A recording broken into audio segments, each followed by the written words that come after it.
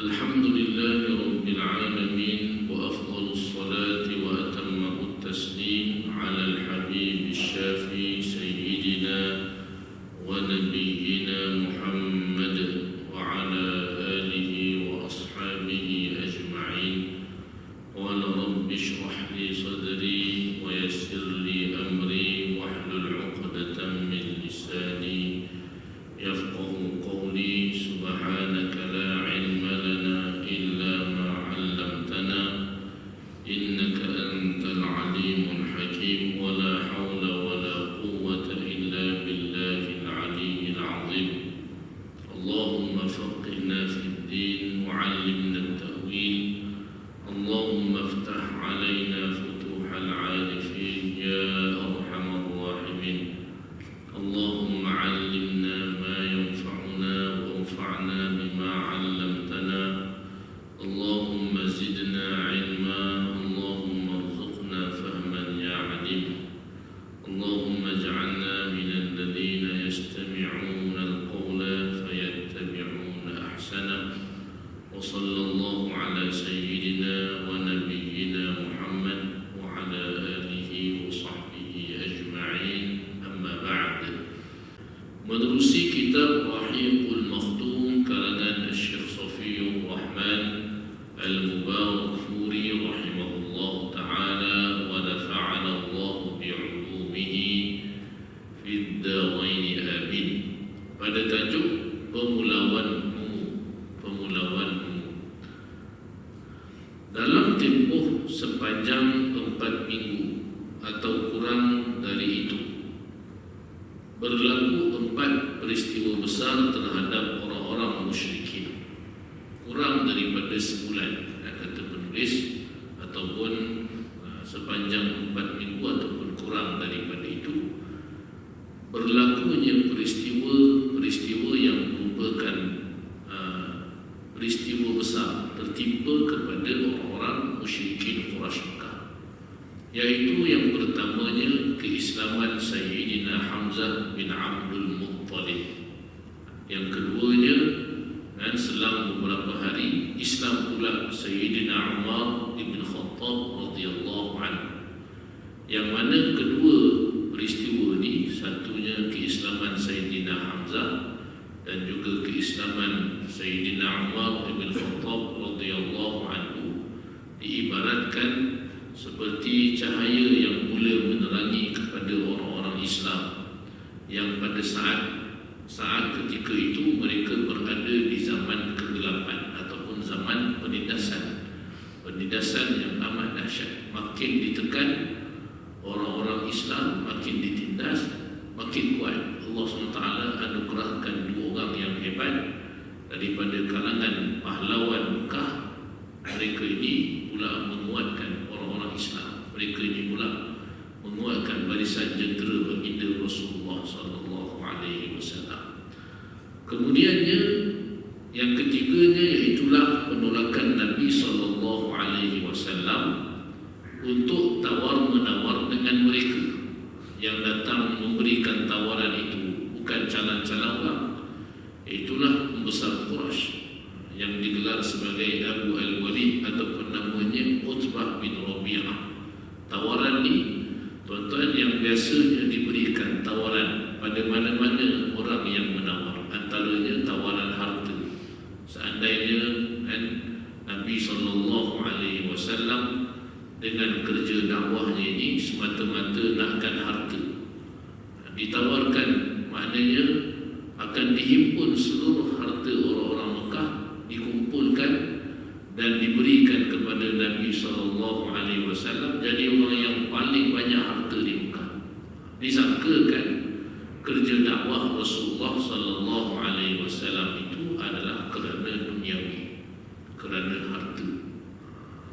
Mereka tidak tahu bahawasanya dan kerja dakwah Nabi SAW jika nak dibandingkan dengan dunia ni, duniawi ni, dunia tu cuma seperti tak kurang seperti berat sayap nyamuk. Itu sebagaimana yang disebutkan.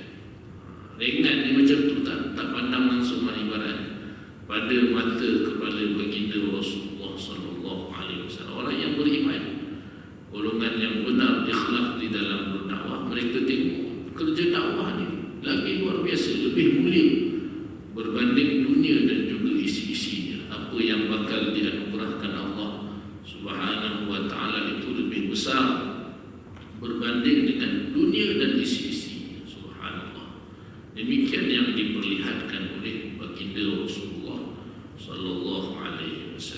Jadi tuan-tuan para jemaah sekalian, ditolak mentah-mentah ke semua tawaran-tawaran yang diberikan kepada Nabi SAW, yang mereka tak pernah tawarkan pun sebelum daripada ini. Tak pernah tawar pun yang jawatan, tak pernah tawar pun untuk ditabalkan sebagai raja, tak pernah tawarkan pun diberikan harta. Tawaran-tawaran ini semuanya ditolak oleh Nabi SAW, yang mana pada zaman hari ini, bahkan pada mana-mana zaman, kebiasaannya kalau orang dibuat satu kerja memang bukan kerana Allah, dia buat kerana dunia. Nampak zahirnya berjuang, zahirnya seolah-olah dia berjuang, tapi bila ditawarkan dengan tawaran duniawi, dengan sekian wang ringgit, bukan sikit lah, tak mainlah 1,000, tak mainlah 2,000, kena 5 juta tuan-tuan, berlompat-lompat. Jadi itu maknanya nak sebutkan zahir nampak macam ikhlas dalam perjuangan, tapi ada juga kepentingan.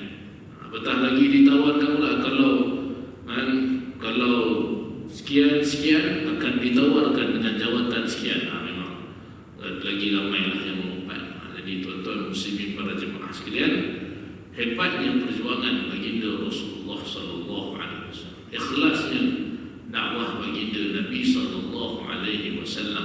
Dan yang keempatnya iaitulah kesepakatan Bani Hashim dan juga Bani Al-Muttalib, yang Muslim dan yang kafir, untuk melindungi Nabi Muhammad SAW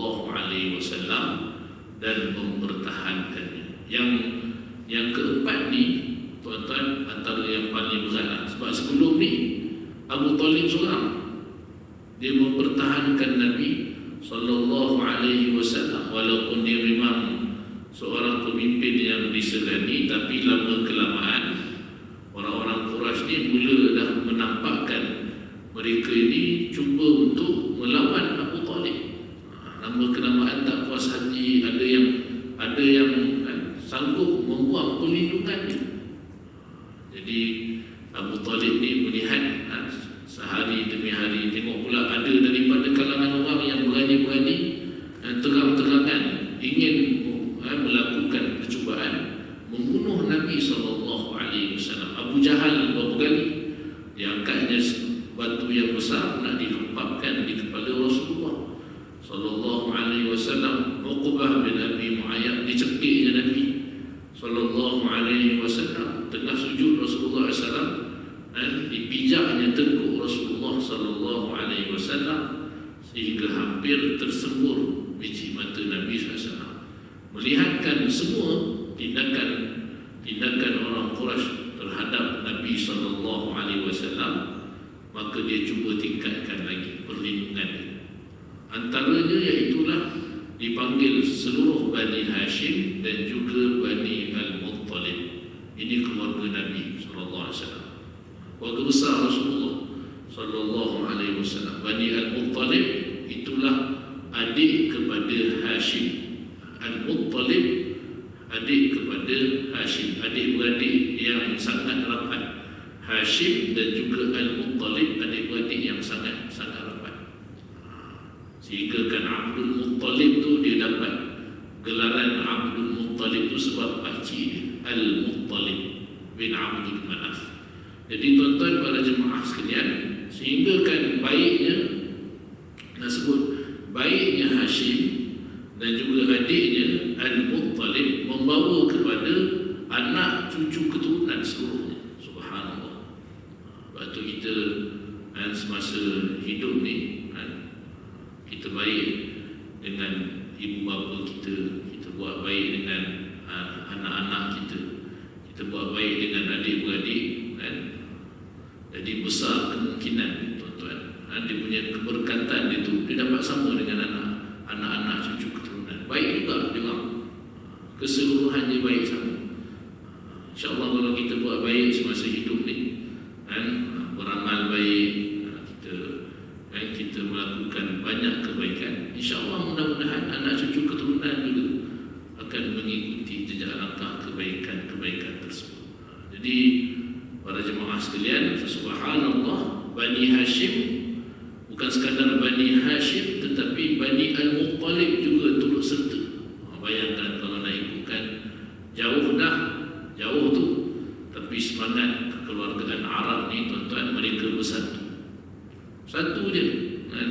Itu kita sebut orang Arab ni kalau bab jaga keluarga, antara yang paling hebat lah. Dia ada nama Ismul Ailah. Kita kadang-kadang jarang, rasanya tak ada kan? Barangkali nak cari orang Melayu yang ada nama keluarga. Nama keluarga dia tu sebenarnya adalah menunjukkan kan, kesatuan juga. Orang Arab ni antara kelebihan dia, dia ada nama keluarga. Kadang-kadang nak isi orang tu ada Ismul Ailah, nama keluarga. Jadi nama keluarga ni besar tuan-tuan. Kadang-kadang dah cucu, dah 2 pupu, 3 pupu pun ada nama keluarga ujung tu kan? Sebagai contohnya kalau di Syria tu terkenal dengan Al-Bugha kan? Al-Buti sebagai contohnya lah. Jadi semua tu Al-Buti, Al-Buti, Al-Buti kan? Jadi nama keluarga tu walaupun dah berapa ramai pun kan, dapat ditemui lagi, dapat dikenali lagi sebab ada nama ujung tu. Subhanallah. Jadi walaupun kan, dah cicit, jadi jumpa lagi insya-Allah. Ada sepupu, 2 pupu, itu kelebihan dia. Jadi dia sangat menjaga hubungan kekeluargaan.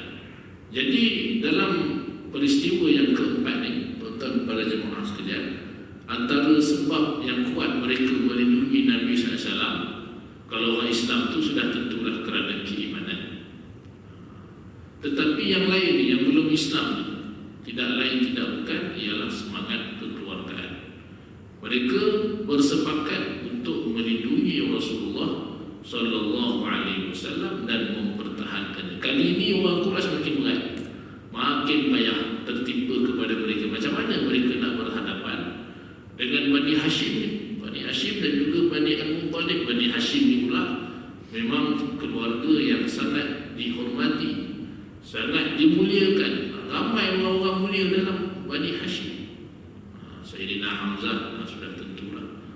Al-Abbas bin Abdul Muttalib ni pakcik-pakcik Nabi pun dah hebat-hebat lah. Anak-anak Abdul Muttalib pun dah luar biasa lah. Jadi nak berhadapan dengan Bani Hashim itu memang menjadi sesuatu yang amat sukar dan mencabar kepada mereka. Nak jumpa Abu Talib seorang pun dah payah lah. Tapi bila ramai mereka bersatu untuk melindungi Nabi SAW, maka kekuatan tu, kekuatan perlindungan tu semakin kuat. Jadi orang-orang musyrikin menjadi kebingungan, dan patut benarlah mereka bingung.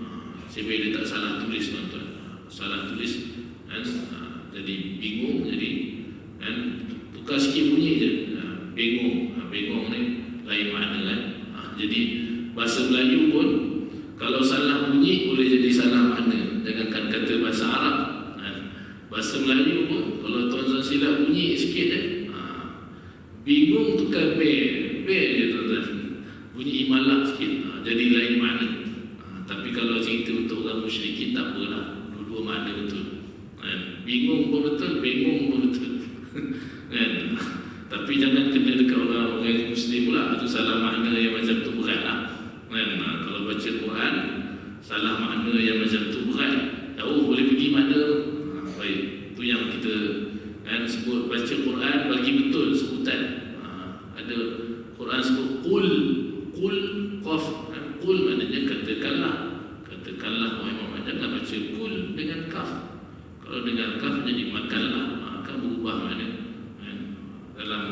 Dalam ayat Allah Subhanahu wa taala, wa qulna ya situ qaf, qulna ya adam uskun anta wa zawjuka al-jannah wa kula.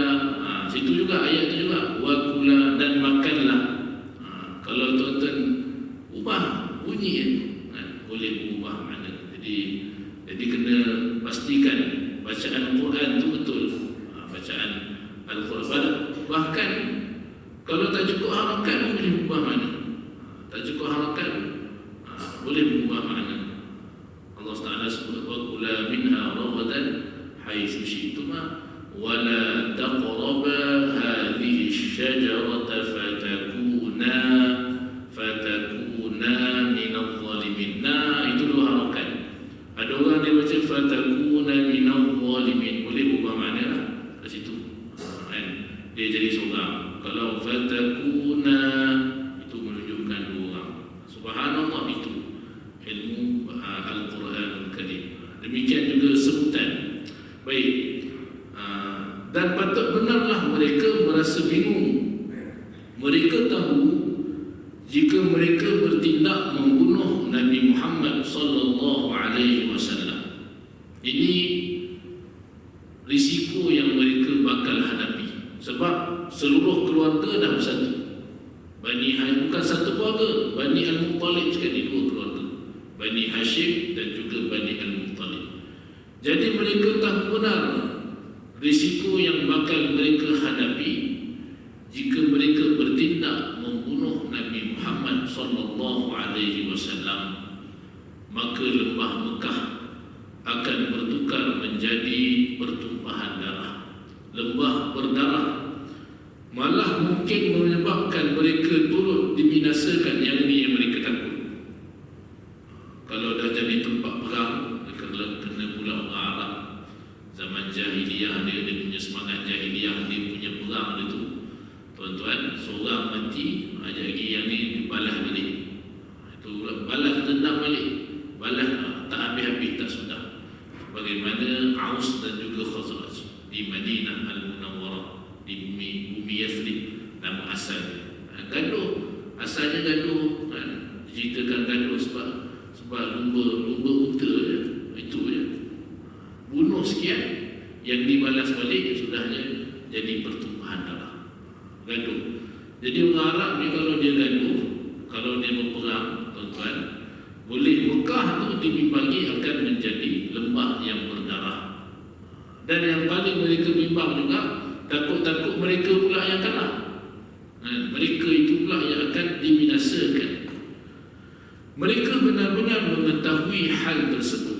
Lantaran itu mereka bertindak melakukan kezaliman dalam bentuk yang lain. Dia tetap lawan juga. Ini orang musyrikin. Dia lawan juga. Bukannya dengan cara membunuh, akan tetapi tindakan ini lebih keras lagi berbanding apa yang telah mereka lakukan. Di perkampungan Bani Kinanah di lembah Al-Muhassab mereka berkumpul. Lalu mereka mengikat kerjasama untuk menghadapi Bani Hashim dan Bani Al-Muttalib. Tengok tuan-tuan, musuh Islam. Dia rupa-rupanya kalau dia nak mengadakan sesuatu tindakan kepada umat Islam, dia berkumpul, dia bersama, dia bersatu, dia buat perancangan dia. Jadi kalau musuh Islam dia ada perancangan, sebenarnya orang Islam kena lebih hebat lagi lah perancangan. Kena ada rancangan, dia kena berhimpun, dia kena bersatu juga orang Islam. Kalau dia tidak bersatu, maka dia akan lemah. Islam ni kalau orang Islam kalau berpecah, maka orang Islam itu akan lemah. Jadi bila Bani Hashim dan juga Bani Al-Muttalib bersatu, itu memperlihatkan kekuatan di sisi baginda Rasulullah sallallahu alaihi wasallam.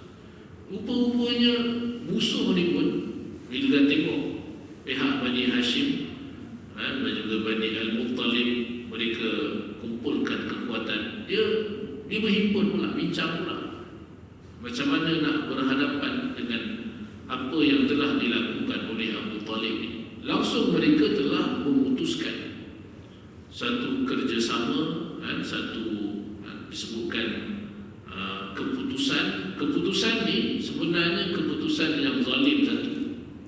Yang keduanya, ianya diputuskan oleh pemimpin-pemimpin Quraisy orang. Tak semua orang bersetuju dengan keputusan mereka ini. Ramai sebenarnya tak bersetuju, tapi terpaksa ikut.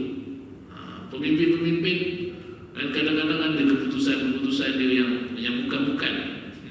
Dan hari ini pun macam tu juga, ada yang tak berhati, tapi terpaksa follow, terpaksa ikut. Jadi dalam kes orang-orang Quraisy ni, keputusan ini keputusan yang mereka putuskan ini, tapi dah pemimpin itu Abu Jahal, pemimpin itu Abu Lahab, dan memang keputusan yang dikeluarkan itu memang zalim. Sebenarnya bukan semua orang Quraisy bersetuju dengan tindakan mereka, disebab tindakan yang mereka putuskan ini adalah sangat-sangat zalim. Iaitulah caranya dengan memulaukan kedua-dua Bani ini, Bani Hashim dan juga Bani Al-Muttalib. Iaitu pemulauan ini mereka kenakan yang pertamanya, iaitulah tidak boleh berkahwin dengan mereka. Nombor satu, kahwin. Walaupun berkenan setara mana pun, bayanglah tuan-tuan, dah berkenan dah jatuh hati dah ini, tengok-tengok tak boleh kahwin. Bani Hashim tak boleh, tersiksa macam apa yang pernah dinukilkan oleh Pak Hamka dalam dia punya novel Tenggelamnya Kapal Van de Beek, dan disebutkan dalam ingatkan cerita kapal, rupanya cerita cinta kerana adat masyarakat terlalu kuat. Jadi yang hamba Allah ni punyalah syok sangat dengan orang Minangkabau, tapi tengok asal usul dia bukan Minangkabau. Ayah dia je Minangkabau, ayah dia je asal Minangkabau. Dia datang Minangkabau, orang Minangkabau kata dia bukan Minangkabau asli, dia orang sana, orang tempat lain. Jadi kerana adat tu akhirnya terseksa diri dia, sebab orang Minangkabau hanya menerima orang Minangkabau saja. Wallahu alam. Jadi kerana adat tu, jadi cerita tu menggambarkan betapa terseksanya si lelaki tadi sampai tak boleh kahwin. Jadi dalam peristiwa ni pertamanya tak boleh kahwin, tuan-tuan. Bani Hashim, Bani Al-Muttalib tak boleh kahwin. Yang keduanya, iaitulah tidak boleh duduk semeja dan bergaul dengan mereka. Tidak boleh menziarahi rumah mereka. Rumah orang lain ziarah, tiba-tiba rumah Bani Hashim tak boleh ziarah. Bersembang pun tak boleh. Bayangkan kalau kena pulau yang macam ni, ini berat juga. Masuk masjid Mujahidin, kita seorang je orang tak bercakap, kita seorang je orang pulau terasa tuan-tuan, memang berat lah situasi bila mana di pulau kan. Dan ini di antara cabaran yang sebenarnya yang bakal dilalui oleh mereka-mereka yang berada di jalan dakwah, jalan gerak kerja dakwah. Kadang-kadang ada satu cabaran yang dia bakal dihadapi, iaitulah pemulauan, kena pulau. Kalau mungkin saya tidak keterlaluan boleh nak gambarkanlah, seperti contohnya kedegam, contohnya lah. Wallahu alam kalau betul-betul, kalau tak tepat kita maaf. Dan kadang-kadang cabaran itu kena gam pula, kena tarik ini, tarik itu, dah tak boleh bercakap. Cabaran lah. Kadang-kadang ada cabaran yang seperti itu. Tak boleh bergaul dengan mereka, tak boleh duduk semeja dengan mereka. Dan antara yang paling besar sekali cabaran yang dipulaukan itu, iaitulah tidak boleh berurus niaga dengan mereka. Ini paling berat.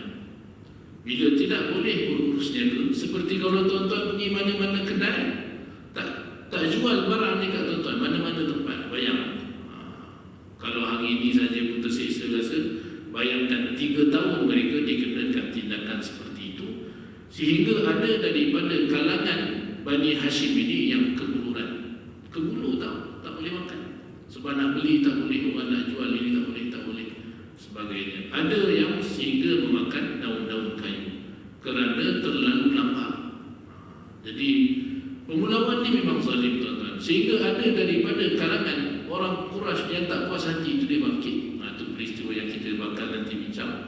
Iaitulah bila 3 tahun pemulauan itu dijalankan, akhirnya ada yang cuba untuk membatalkan pemulauan yang zalim.